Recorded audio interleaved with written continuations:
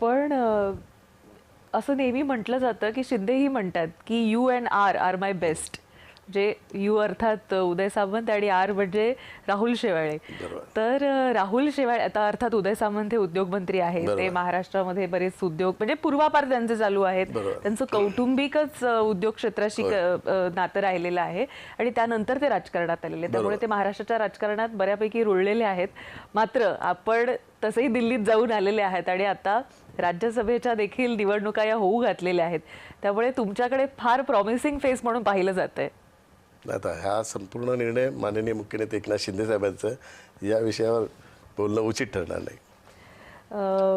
पण नक्कीच संख्याबळ पाहता असं वाटतंय की ह्यावेळी नक्की तुमची पुन्हा एकदा वर्णी लागेल आणि जे कार्य एखाद वर्षापूर्वी राहून गेलेलं आहे ते माझ्या हितचिंतक आहात, त्याबद्दल धन्यवाद.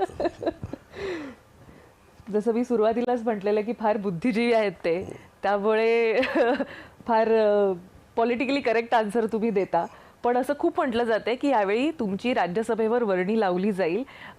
खरं तर सांगायचं झालं तर मुंबईमध्ये शिवसेनेला इतक्या जागा मिळवून देणं हेच एक फार मोठं टास्क होतं, कारण कायम हे म्हटलं जात होतं की ठाणं शिवसेनेचं आणि मुंबई ही भाजपची, त्यामुळे भाजपच्या कोट्यातून 90 जागा आणणं आणि त्यांना ते पटवून देणं हे शेवटी संघटनात्मक आहे, जबाबदारी आहे आणि पक्षाचा सरचिटणीस असल्या कारणामुळे तर मोठी जबाबदारी होती, त्यामुळे ती जबाबदारी पक्षाची जबाबदारी निभावलेली नाही. बरोबर. लोक तर पुढे असं म्हणतात की लवकरच कॅबिनेट रिशफलिंग देखील आहे, त्यामुळे धन्यवाद. बरं, आता आपण पाहिलं जरा महायुतीकडे वळूया. शिंदे आणि फडणवीस यांच्यामध्ये कायम मतभेद असलेल्या चर्चा आम्ही पाहिलेल्या आहेत. खरंच इतके आहेत का मतभेद? प्रसार माध्यमांमध्ये पण व्यक्तिगतरित्या कुठल्याही त्यांच्यात हे नाहीये. दोघांमध्ये चांगला समन्वय आहे. त्याचंच उदाहरण हे 90 सीट मिळाल्यात खऱ्या अर्थाने दोघांच्या समन्वयामुळे. आम्ही खालच्या पातळीवर चर्चा करत होतो, परंतु निर्णय दोघांनी घेतला आणि विशेष करून मी माननीय मुख्यमंत्री साहेबांचं खूप आभार मानेल. त्यांनी खूप पॉझिटिव्हली सगळ्या चर्चेमध्ये आम्हाला रिस्पॉन्स दिला आणि आम्ही ज्या ज्या गोष्टींची विनंती केली त्याला अनुकूलता दर्शवली. दुसरी मी गोष्ट सांगतो की जी मी स्वतः बघितली, अख्ख्या महाराष्ट्रात महायुती व्हावी ही माननीय मुख्यमंत्री साहेब आणि माननीय मुख्य नेते एकनाथ शिंदे साहेबांची दोघांची इच्छा होती आणि दोघेही मॉनिटरिंग करत होते. आणि मुख्यमंत्री साहेबांचं तर एवढे आभार मानायला पाहिजे की ते प्रत्येक पदाधिकाऱ्याला सांगत होते कुठल्या परिस्थितीत महायुती झाली पाहिजे.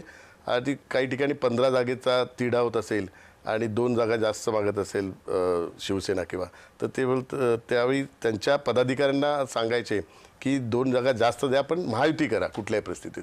परंतु दुर्दैवाने काही ठिकाणी झालं नाही, कारण त्याला तिथलं खालच्या त्या पदाधिकाऱ्यांचं राजकारण असेल. परंतु सिनियर लेवलला वरिष्ठ पातळीवर महायुती व्हावी याचं अतोनात सगळ्यांनी प्रयत्न केले, दोघांनी, म्हणजे शिंदे साहेब असतील आणि मुख्यमंत्री देवेंद्र फडणवीस साहेब असतील. यंदाच्या निवडणुकीमध्ये बोलायचं झालं तर महायुती अनेक ठिकाणी झाली आहे, काही ठिकाणी झालेली नाही आहे. पुण्यामध्ये अजित पवार त्यांच्या काकांसोबत गेलेले आहेत, त्यातून जनतेने आता काय समजावं असं वाटतं तुम्हाला? जनतेने हा म्हणजे विषय हा पुण्याचा